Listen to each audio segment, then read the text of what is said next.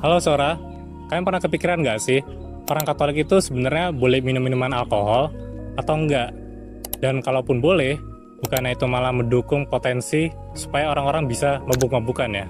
Di video kali ini, aku bakal bantu teman-teman buat belajar bareng gimana sih pandangan agama Katolik terkait minuman keras. Nah, tanpa berlama-lama, langsung aja kita bahas di PATX, Patricius Explain.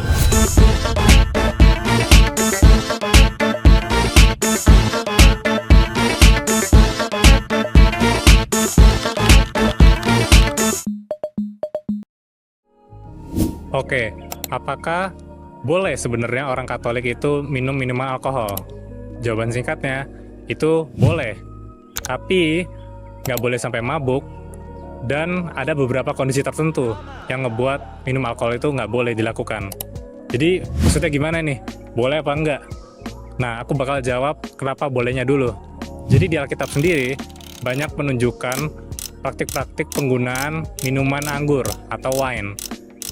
Contohnya bisa kita lihat di mujizat pertamanya Yesus, yaitu mengubah air menjadi anggur saat pesta perkawinan di Kanaan. Nah, lalu penggunaan minuman anggur juga digunakan saat festival-festival Yahudi kuno, kayak saat Paskah, Pentakosta, dan Pondo Daun.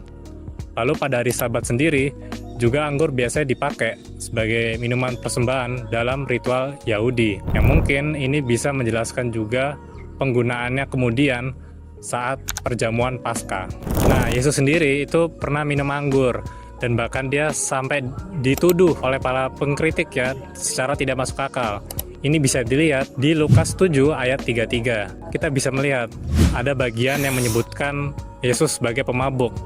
Nah, kata pemabuk di sini itu diterjemahkan dalam bahasa Yunani itu adalah oinopotes. Bagian pertama kata tersebut itu diambil dari oinos yang artinya anggur atau wine. Nah, di sini bisa kita lihat kalau Yesus sendiri itu pernah minum wine atau anggur dan tidak melarang penggunaannya. Bahkan Paulus juga pernah menganjurkan kepada Timotius untuk minum anggur. Ini dalam konteks untuk kesehatan pencernaan. Jadi pada saat itu kita bisa lihat di 1 Timotius 5 ayat 23. Janganlah lagi minum air saja, melainkan tambahkanlah anggur sedikit, berhubung pencernaanmu terganggu dan tubuhmu sering lemah. Jadi di zaman itu, air itu belum sepenuhnya bersih lah kayak kualitas zaman sekarang. Jadi biasanya orang-orang dahulu itu mencampurkan air dengan wine, karena wine punya sifat antimikroba, jadi bisa membersihkan air putih di saat itu. Nah, tapi tentu saja ada batasnya. Di Galatia 5 ayat 19-21 dan 1 Korintus 6 ayat 10 itu disebutkan bahwa orang yang melakukan kemabukan itu tidak layak masuk ke dalam kerajaan Allah. Nah, dari sini tuh kita bisa lihat kalau kita tuh menentang keras mabuk-mabukannya, bukan minuman kerasnya. Karena kalau kita mabuk, itu sama saja kita kayak merusak bait Allah, karena tubuh kita kan bait Allah. Dan juga kalau kita mabuk-mabukan, itu sama saja kita tidak mematuhi ajaran buah-buah roh, yang salah satunya buah roh itu ada yang namanya pengendalian diri. Karena kalau mabuk, kita biasanya jadi gampang emosi, berpikirnya sudah kurang rasional, dan sebagainya. Hal inilah yang menyebabkan munculnya perbedaan pendapat di kalangan Kristen yang lain. Contohnya, ada yang sampai melarang minum segala jenis minuman keras. Nah, tapi kenapa Katolik itu masih memperbolehkan? Jadi alasannya itu sebenarnya bisa kita lihat berdasarkan Mazmur 104 ayat 14-15, Kejadian 27 ayat 28, dan Pekotbah 9 ayat 7. Pada ayat-ayat tersebut disebutkan bahwa anggur atau wine itu dianggap sebagai bagian dari karunia Tuhan yang boleh untuk kita nikmati. Nah, namun orang Katolik itu tidak boleh terlena sama hal ini dan gampangin kayak berarti aku tinggal minum alkoholnya sedikit aja kan, biar nggak sampai mabuk. Atau mungkin buat orang yang toleransi alkoholnya itu tinggi, mungkin mereka bisa minum dalam jumlah yang lebih banyak.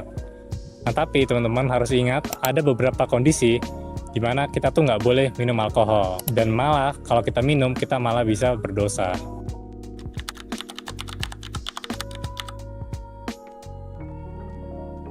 Nah, minum minuman alkohol itu bisa jadi dosa dalam beberapa kondisi tertentu. Yang pertama, itu kita nggak boleh sampai kecanduan atau ketergantungan. Dalam 1 Korintus 6 ayat 12, segala sesuatu halal bagiku, tetapi bukan semuanya berguna. Segala sesuatu halal bagiku, tetapi aku tidak membiarkan diriku diperhamba oleh suatu apapun. Jadi, meskipun kita diperbolehkan untuk minum alkohol, kita tuh nggak boleh sampai kecanduan atau ketergantungan sama alkohol tersebut. Nah, yang kedua, kita nggak boleh jadi batu sandungan bagi orang lain. Hal ini tertulis di 1 Korintus 8 ayat 9. Tetapi jagalah supaya kebebasanmu ini jangan menjadi batu sandungan bagi mereka yang lemah. Misalnya nih, temanmu lagi pengen keluar dari candunya alkohol.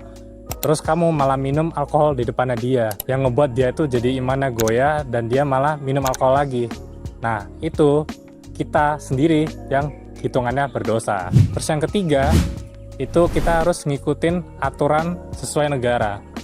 Misalnya nih, di negara Indonesia, itu umur yang legal untuk mengonsumsi alkohol itu di bawah 21 tahun. Nah, hal ini itu ditulis bahwa kita itu wajib mematuhi aturan negara menurut Roma 13 ayat 1-2. Dan yang keempat, kalau kamu yakin kalau perbuatan itu buruk atau kamu sendiri nggak yakin bisa minum alkohol, itu ya sebaiknya kamu jangan minum alkohol. Karena menurut Roma 14 21 ayat 23, Paulus itu membahas tentang keyakinan diri sendiri dalam mengatur apa yang baik atau tidaknya makanan dan minuman.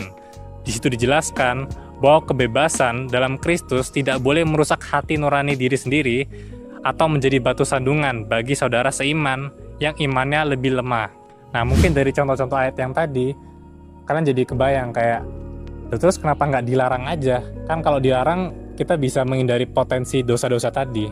Nah, jadi singkatnya ya, dalam Katolik itu, kita tidak mengharamkan makanan atau minuman. Kenapa? Karena menurut pandangan Katolik, itu segala makanan atau minuman tuh halal, karena yang menjadi segala sesuatu itu haram adalah yang keluar dari diri kita, yaitu perbuatan kita, perkataan kita, niat kita, dan atas dasar apa kita melakukannya.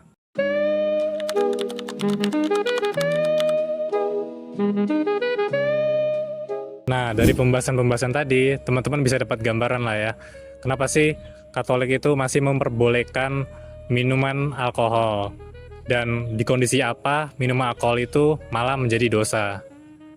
Dan perbedaan-perbedaan pandangan terkait hal ini itu juga bisa dimaklumi. Jadi ya pilihan teman-teman cuma 2 aja sebenarnya. Kalian mau minum tapi gak mabuk ya nggak apa-apa, sambil mempertimbangkan kondisi-kondisi tadi, atau ya kalian gak usah minum sama sekali. Tapi pada intinya kita bisa sepakat bahwa kita tuh harus menggunakan kebebasan yang kita miliki itu dengan bijak dan bertanggung jawab. Ini tertulis di 1 Petrus 2 ayat 16. Hiduplah sebagai orang merdeka dan bukan seperti mereka yang menyalahgunakan kemerdekaan itu untuk menyelubungi kejahatan-kejahatan mereka. Tetapi hiduplah sebagai hamba Allah. Itu saja dari saya. Kira-kira teman-teman ada koreksi atau mungkin pengen request nih, mau bahas apa di episode selanjutnya? Bisa komen di bawah ya. Itu saja dari saya. Sampai jumpa di Patricius Explain episode berikutnya. Dadah.